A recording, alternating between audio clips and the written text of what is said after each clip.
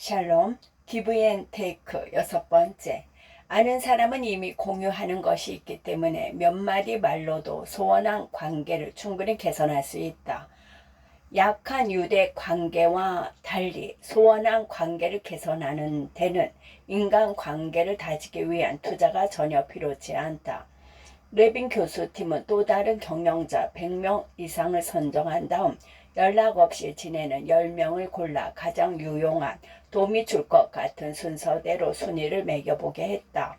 이어 10명 모두에게 연락을 취하고 대화가 얼마나 도움이 되었는지 평가하게 했다. 경영자들은 10명 모두에게 높은 점수를 주었고 순위는 매길 수 없다고 말했다. 연락 전에 1위를 꼽은 사람과 10위를 꼽은 사람이 똑같이 가치 있는 조언을 해주었다는 얘기다. 새로운 정보가 필요해서 연락을 하다 보면 물어볼 만한 사람은 금세 바닥이 난다. 그렇지만 우리에게는 연락이 뜸한 관계가 엄청나게 많으며 그들은 모두 큰 도움을 주는 것으로 나타났다. 나이가 들수록 그런 관계는 점점 더 늘어나는데 그들은 모두 값진 존재다. 레빈 교수팀은 30대보다 40에서 50대가 소원한 관계에서 더 많은 것을 얻는다는 사실을 발견했다. 옛 동료에게 다시 연락을 취하는데 회의적이던 한 경영자는 놀라움을 표시했다. 새롭게 눈을 뜬 기분입니다. 덕분에 내 인명록에 얼마나 큰 잠재력이 있는지 깨달았습니다. 소원한 관계는 인맥에서 제 가치를 인정받지 못하는 경우가 많다. 그러나 기본은 테이커와 매처를 압도할 만큼 이 가치를 활용하는 데 뛰어나다. 테이커는 소원한 관계를 개선하기가 대단히 어렵다. 가령 테이커가 오랫동안 소원하게 지낸 사람에게 연락했는데 상대가 같은 테이커라면 그는 경계심을 품고 방어적으로 행동하며 새로운 정보를 전해주지 않는다. 테이커가 매처에게 오랜만에 연락할 경우에는 상대가 최후 통첩 게임에서 본 것처럼 테이커를 응징하려 한다. 테이커가 소원해진 기버에게 연락해도 상대가 똑똑한 사람이라면 쉽게 도와주려 하지 않는다. 물론 테이커의 이기적인 행동으로 인해 사이가 멀어졌다면 관계를 개선하기란 애초에 불가능하다. 매처는 테이커보다 더 쉽게 관계를 개선한다. 그러나 매처는 호의 원칙에 얽매여 도움을 청하려고 연락하는 걸 불편해할 수도 있다. 매처는 무언가를 부탁할 때 갚아야 할 빚이 하나 생겼다고 여긴다. 이미 신세를 진 적이 있고 아직 그 빚을 갚지 못했다면 부탁하기에는 2배로 어려워진다. 이것이 수많은 매처가 풍부한 신뢰의 보고를 활용하지 못하는 이유다. 의미 있는 인간관계보다 업무적인 거래 관계를 더 좋아하기 때문이다. 인적 정보망 구축 전문가들은 기버에게 관계 개선은 완전히 다른 경험이라고 말한다. 특히 오늘날처럼 많은 사람이 긴밀하게 연결된 세상에서는 더욱더 그렇다. 어떤 이익이 돌아올지 따지지 않으면서 지식을 나누고 기술을 가르쳐주고 일자리를 찾아준 기버는 상대방이 다시 연락을 해오며 기꺼이 그를 도와주려 한다.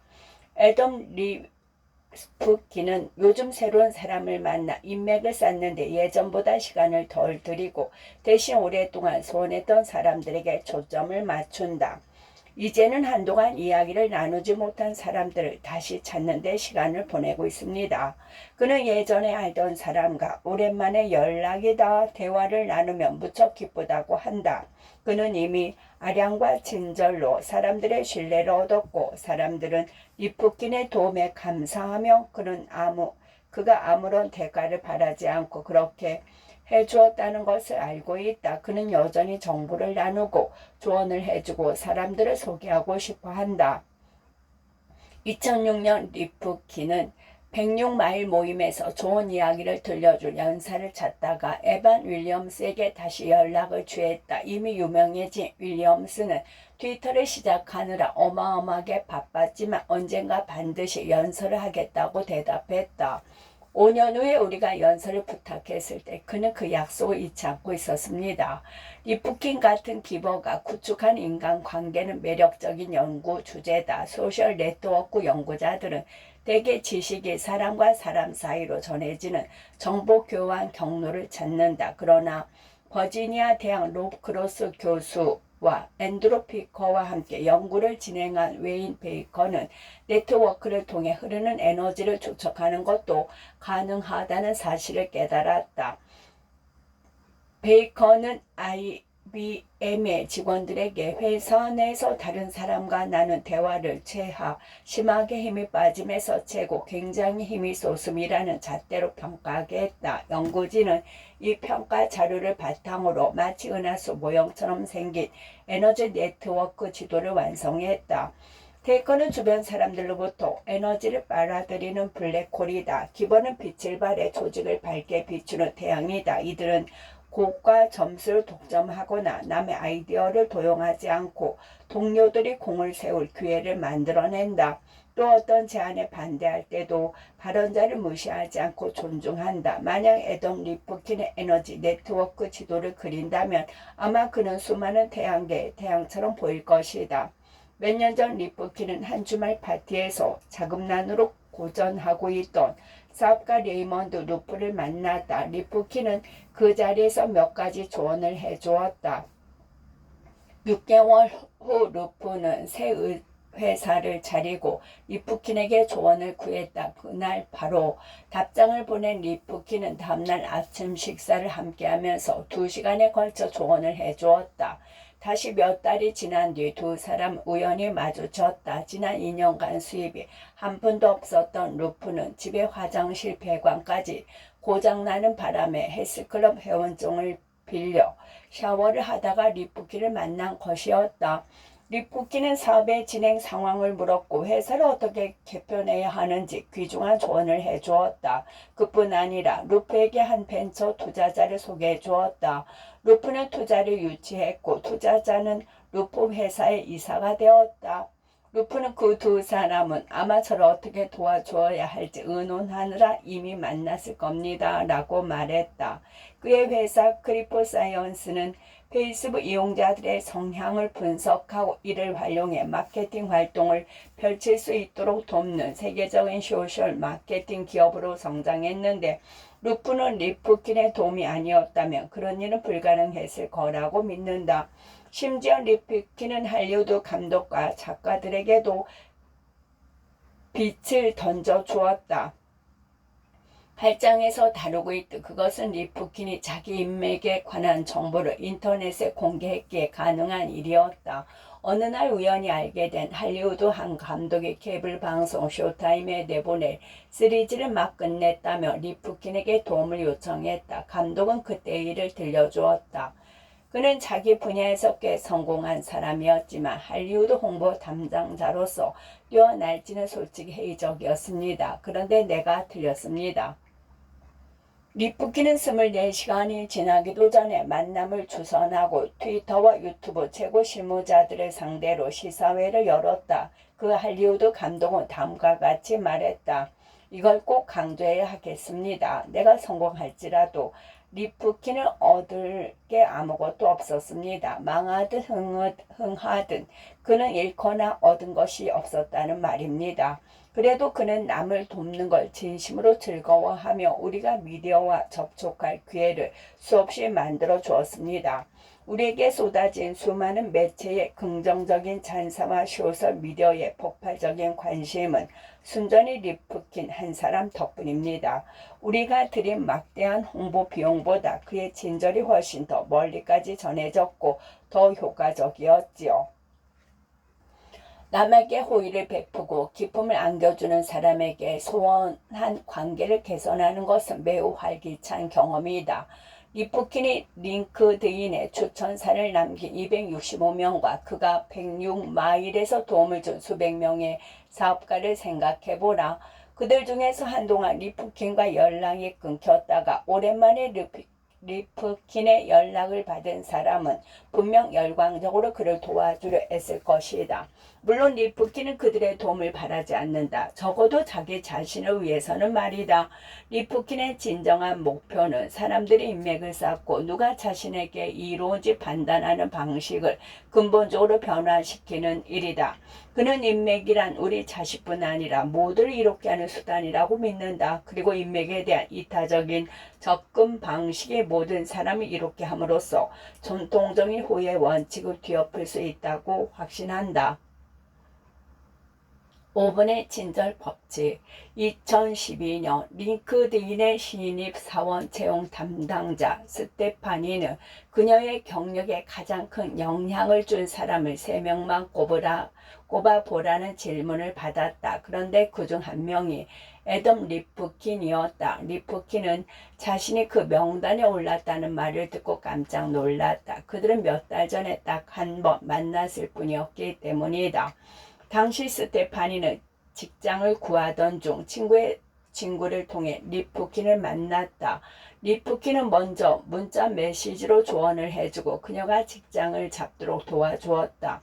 스테파니는 감사 이메일을 보내며 은혜에 보답하겠다고 말했다. 우리가 직접 만난 게 한 번뿐이라는 건 저도 알아요. 대화도 어쩌다 한 번씩 나눌 뿐이죠. 하지만 당신은 제게 당신이 생각하는 것보다 훨씬 더 큰 도움을 주었답니다. 진심으로 당신의 도움에 보답이 될 만한 일을 하고 싶어요. 스테파니는 리프킨에게 도움이 될 만한 일을 찾는 대신 실리콘밸리 사업가들이 모이는 106마일에 참석해 리프킨이 다른 사람을 돕는 걸 돕는다. 스테파니는 그 모임에서 사업가들의 이야기를 듣고 자기 의견을 들려준다. 또 그들의 상품 샘플을 테스트하고 잠재적인 동업자와 투자자가 서로 연결되도록 애쓴다. 그녀 이외에도 그런 식으로 리프킨을 돕는 사람이 꽤 많다. 레이먼드 루프도 종종 106마일에 들러 다른 사업가를 도와준다. 2009년 바에서 리프킨을 만난 기술자 밥도 마찬가지다. 리프킨은 대화를 하다가 밥이 일자리를 잃었다는 걸 알고 직장을 소개해 주었다. 그 회사가 폐업하자 리프킨은 연주를 동원해 밥을 한 신생업자에 소개했고 그 회사는 6개월 후 구글에 인수되었다. 현재 구글에서 잘 나가고 있는 밥은 자기가 받은 도움을 106마일에 되돌려주고 있다. 이것은 호의의 원칙의 새로운 방향이다. 전통적인 호의의 원칙에서는 서로 대가를 주고받는 매처처럼 행동한다. 나를 도와준 사람만 돕고 내가 무언가를 되돌려 받고자 하는 사람에게만 손을 내민다는 얘기다. 그러나 오늘날에는 리프킨 같은 기버가 보여주는 형태의 호의가 더 큰 힘을 발휘한다. 리프킨은 가치를 교환하는 게 아니라 그냥 가치를 더한다. 예를 들면 그는 5분의 친절이라는 단순한 규칙에 따라 행동한다. 타인을 위해 단 5분 정도만 투자한다고 생각하는 겁니다. 리프킨은 도움을 받은 사람들이 언젠가 무언가를 되돌려줄 거라고 생각하지 않는다. 데커는 중요하고 영향력 있는 사람들의 연주를 위해 매천 호의를 얻기 위해 인맥을 쌓지만 리프킨은 더 많이 베풀 기회를 찾기 위해 사람들을 만난다. 하버드 대학 정치학자 로버트 버트넘은 이렇게 말했다. 아무 대가도 바라지 않고 그저 당신을 위해 그 일을 하겠습니다. 미래의 다른 누군가가 내가 당신에게 한 것처럼 내게 해주리라 확신하면서요. 리프킨에게 고마움을 느낀 사람들은 스테파니처럼 다른 사람에게 봉사함으로써 받은 것을 되돌려 주려 한다. 스테파니는 솔직히 털어놓았다. 나는 항상 진실하고 친절하게 살고 싶었지만 그 마음을 숨기려고 애썼습니다. 더욱더 경쟁력을 키워야 앞으로 나아갈 수 있다고 생각하기 때문이지요. 그러다가 리프킨을 보고 중요한 걸 배웠지요. 진실하고 친절한 마음으로 베풀면서도 이 세상에서 얼마든지 잘해 나갈 수 있다는 것을요. 리프킨이 자기 능력이나 인맥을 사람들과 나눌 때마다 그는 사람들에게 기버처럼 행동하라고 독려하는 셈이다. 그는 사람들에게 도움을 청할 때는 대부분 다른 사람을 돕기 위해서다. 이때 그의 방대한 인맥 속에 있는 사람들은 가치를 거래하기보다 단순히 가치 하나를 더할 공산이 크다. 그들은 리프킨이나 자신을 돕기는커녕 한 번도 만난 적 없는 사람에게 무언가를 베푸는 것이다. 리프킨은 가치를 더한다는 규범을 창조함으로써 제로섬 게임을 윈윈 게임으로 바꿔놓았다. 데이커가 인맥을 쌓으며 정해진 크기의 파이에서 가급적 더 많은 몫을 가져가려 한다. 반면 리프킨 같은 기버는 파이를 키워 모두가 거대한 조각을 가져갈 수 있게 한다. 리프킨의 도움을 받은 적이 있는 릭 설리번은 그 원리를 이해하고 있다. 리프킨은 모두에게 똑같은 영향을 끼쳤습니다. 우리가 다른 사람들을 돕게 만들었죠. 루프 역시 자기 경험을 들려준다. 리프킨은 자신이 누군가를 도와주면 그들도 다른 사람을 돕기를 바랍니다. 누군가가 그의 조언으로 이익을 봤을 경우 그들도 남을 돕기를 바라는 겁니다. 그것이 하나의 인맥을 만들어냅니다. 모두가 그 안에서 서로 돕고 또 다른 사람을 돕는 인맥 말입니다. 조건 없는 관용. 최근에 이루어진 한 연구는 리프킨이 어떻게 남과 나누도록 사람들을 자극하는지 설명한다. 나눔은 뚜렷하게 이 게임에서 1라운드가 끝날 때마다 다른 사람이 어떤 결정을 했는지 알 수 있다. 4명 모두 $3를 나눔을 뚜렷하고 한결같을 때 더 좀 모범이 되어 조직 구성원의 행동 양식을 바꾼다. 이러한 나눔에는 전염성이 있다. 전염 전문가 제임스 파울러와 니콜러스 크리스테키스가 공동으로 진행한 연구에서 나눔은 소셜 네트워크 전역으로 빠르게 넓게 전파된다는 사실이 드러났다. 가령 여러 번에 걸쳐 자신의 희생에 조직을 이롭게 한 사람이 있으면 조직 내 다른 구성원도 앞으로 그들처럼 행동할 가능성이 크다. 최초의 선행을 한 사람과 관계가 없는 사람도 마찬가지다. 파울로와 크리스티키스는 자신들의 발견을 다음과 같이 설명한다. 이 영향력은 여러 단계에 걸쳐 유지되며 한 사람에게서 다른 사람, 또 다른 사람, 또 다른 사람으로 세 다리 건너까지 퍼져나갑니다. 한 사람이 한 가지 공헌을 하면 그 결과로 다른 3명이 영향을 받아 직접적으로든 간접적으로든 사회에 더 많이 공헌합니다. 새로운 환경을 접한 사람들은 어떻게 행동하는 것이 적절한지 파악하려고 다른 사람들을 관찰한다. 그때 누군가가 베풀기 시작하면 그것이 하나의 규범이 되고 사람들은 다른 사람과 소통하며 그 규범을 실천한다. 예를 들어 한 가지 게임을 해보자. 당신이 4명을 한 팀으로 하는 어느 팀에 배치되었는데 나머지 3명은 모두 처음 보는 사람이다. 당신은 그들과 이야기도 나눠보지 못한 채 모두 6라운드에 걸쳐 익명으로 어떤 결정을 내려야 한다. 라운드마다 $3를 받아 그것을 당신이 가질지 아니면 다른 사람에게 나눠줄지 결정하는 것이다. 이때 당신이 갖기로 결정하면 $3를 얻지만 다른 사람에게 주면 당신을 포함해 4명 모두가 $2씩 받는다. 이 게임에서는 1라운드가 끝날 때마다 다른 사람이 어떤 결정을 했는지 알 수 있다. 4명 모두 $3를 남에게 주면 각자 $8씩 받으므로 팀 전체적으로 가장 이익이 된다. 6라운드 전체로 보면 각자 최고 $48까지 받을 수 있다. 그러나 당신만 나눠주면 다른 사람은 모두 자기가 가지면 당신은 6라운드 합계 $12밖에 받지 못한다. 6라운드 모두 자신이 갖기로 하면 최소한 $18가 보장된다. 이때 다른 사람과 의논할 수 없으므로 나눈다는 결정에는 위험이 따른다. 시험 결과 참가자 중 15%가 일관성 있게 나누는 쪽을 선택했다. 6라운드 내내 팀원의 이익을 위해 자신을 희생함으로써 팀 전체에 기여한 것이다. 사실 그 선택은 예상보다 희생이 크지도 않았다. 놀랍게도 한결같이 자신을 희생한 사람이 거둔 성과는 꽤 괜찮았다. 그런 사람이 한 명도 없는 팀의 평균 수입보다 26% 더 많이 번 것이다. 어떻게 더 주고도 더 많이 얻을 수 있었을까?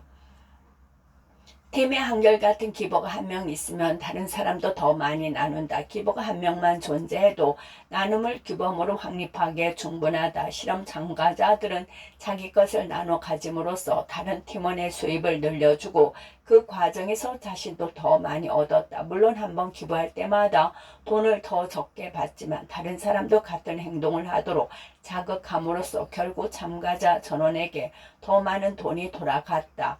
이처럼 기버는 기대치를 높이고 조직 전체를 위한 파이를 더 크게 키운다.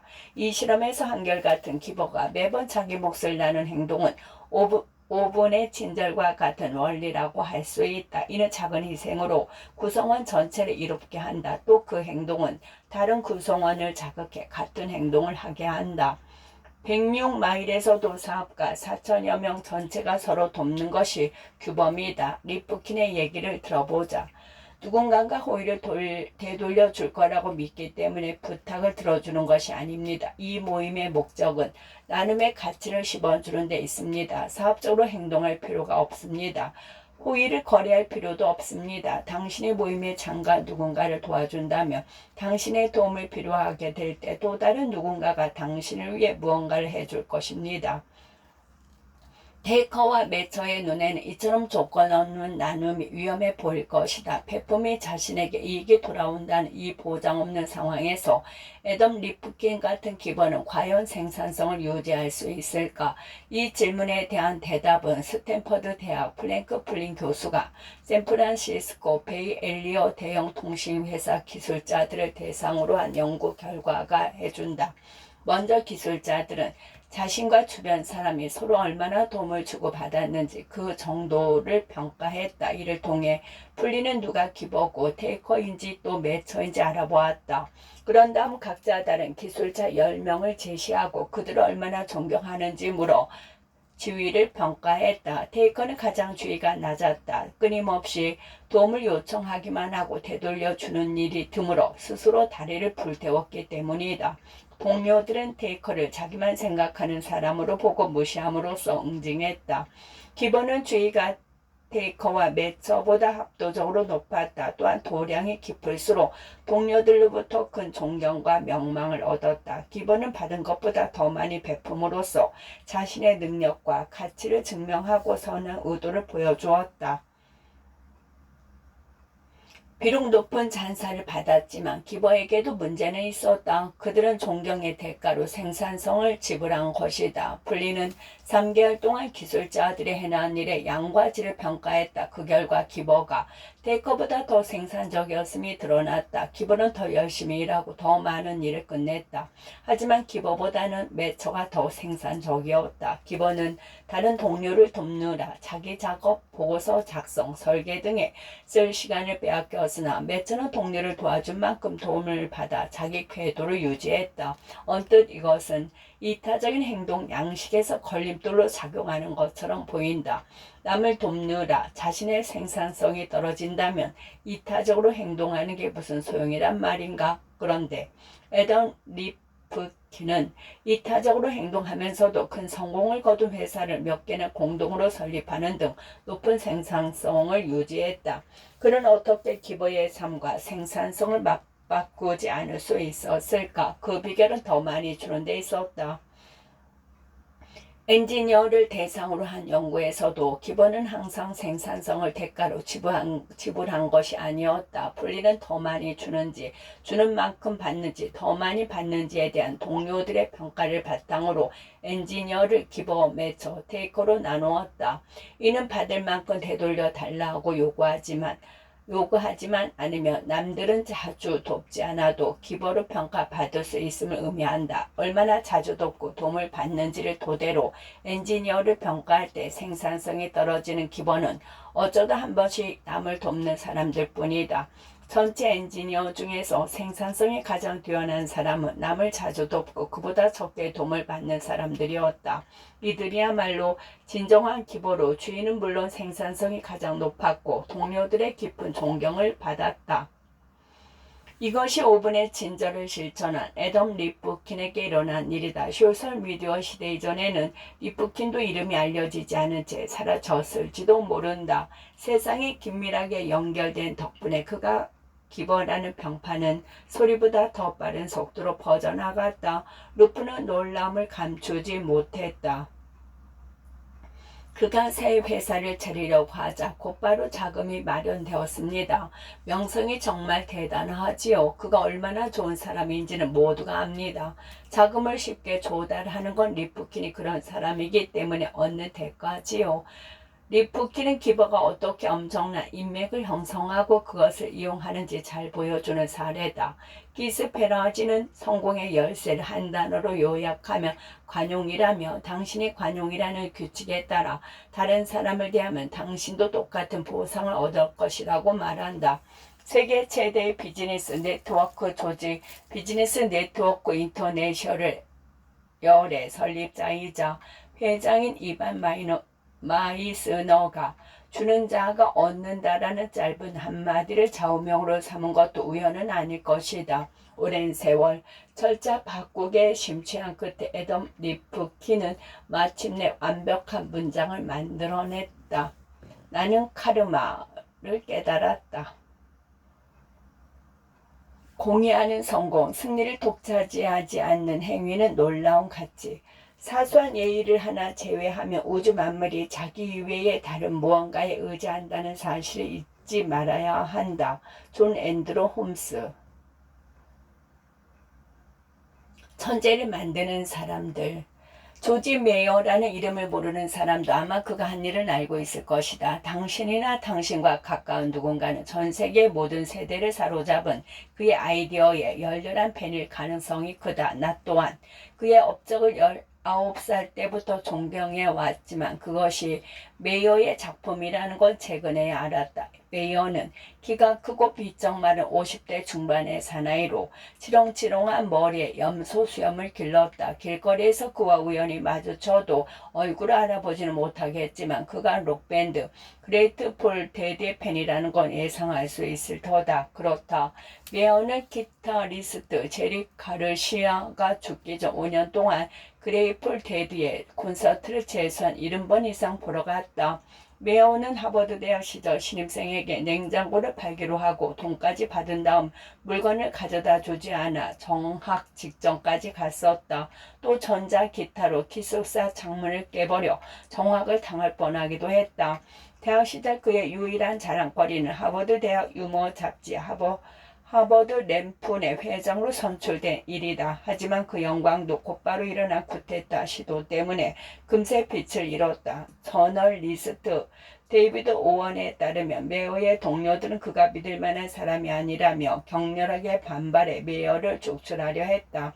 1978년 대학을 졸업한 메이어는 고향으로 돌아가 쉽게 돈을 벌 방법을 궁리했다. 대학 시절 보스턴 그레이 하운드 트랙에서 열리는 경주견 도박에 빠져 지낸 메이어는 그것으로 돈을 벌 수 있을 거라고 생각했다. 그는 도서관에 들어박혀 과학적인 전략을 분석했지만 아무 소용이 없었다. 그는 2주 만에 빈털터리가 되고 말았다. 그로부터 30여 년 후 메이어는 쇼 비즈니스 업계에서 성공적으로 입지를 다졌다. 그는 총 5억 2,700만 달러를 벌어들인 영화의 주요 인물로 에미상을 7번이나 받았고 그가 창언한 단어들이 영어 사전에 등재되기도 했다. 그 중에는 내가 대학에 다닐 때 룸메이트가 4년 내 입에 달고 다닌 단어도 있다. 하지만 그를 가장 유명하게 만든 것은 세상을 바꾼 어느 TV 프로그램에서 그가 맡았던 역할이다. 관계자들은